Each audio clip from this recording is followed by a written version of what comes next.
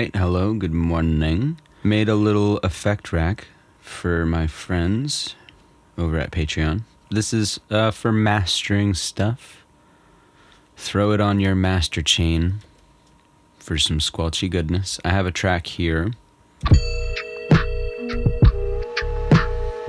The drums are pretty dry. This sample doesn't have a lot of low end going on, and the bass is super low, super thumpy. And I have this effect rack called Master Squelch. This is it. I'm just going to explain how to use it really quick. So the first knob, where it says bass range, this red knob, if you move this up, you'll see on these two EQs, it's a low shelf boost. You can see the bass range selects where this low range boost is going to be.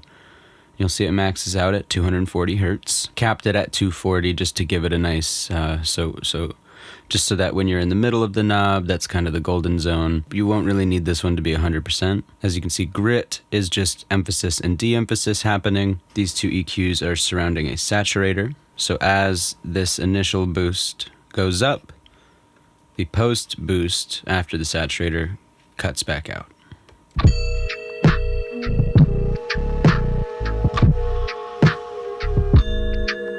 Okay, so you can select where you want this to happen with bass range, and then you can select how much of it you want to be happening with grit. And then saturation, the next knob, pretty self-explanatory, but what it is doing is it's also compensating for the volume gain that you're getting out of the saturator. So it'll give you 10 decibels of boost, and it will duck 10 as well.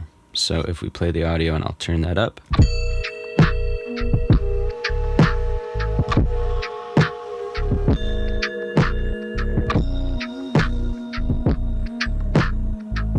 This is not a bad knob to have at 100% because I've surrounded all of these EQs. I'll close them down so you can see. I've surrounded each EQ with a utility. So there's one utility here at the beginning of the chain where there's then the EQ saturator, another EQ.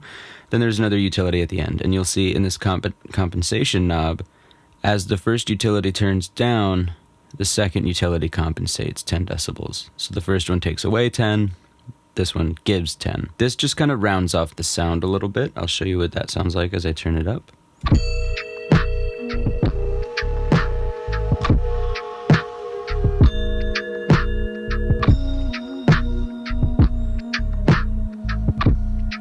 So if there's no compensation happening, kind of a gritty sound, and with the compensation up, rounds out the sound a little bit. Next we have this air knob. This is just a chain right here. As you can see, there's a high pass happening, pretty drastic one, with some compression, and then a shifter, just widening up the sound. If we're to solo that part, that's all it's doing. All it's doing is introducing some air. And then last but not least, at the beginning of the chain, there's a flat line, which you can introduce here. It won't go past 50%, so it's kind of like a parallel squashing effect.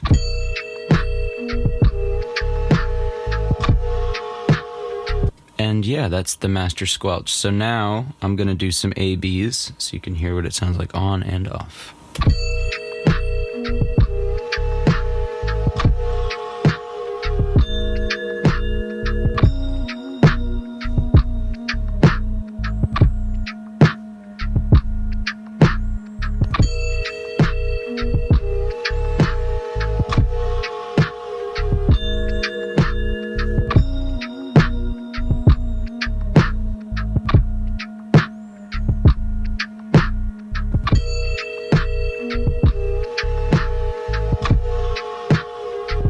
Definitely a very subtle effect. This does not replace your master. You still have to master after this, so you would still want to put your master chain here afterwards.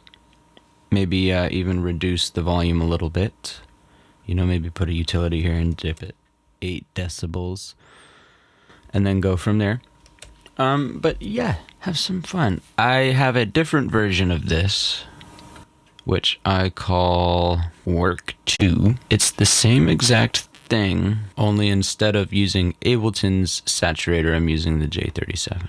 I will put this one up as well, so you can have this one too. That's the only non-native plugin in this version. And this one also doesn't have the air or the flat line, but it has everything else, and it works the same exact way. Experiment and have some fun. And thank you for being a patron. See you in the next little thing. All right. Have a good day.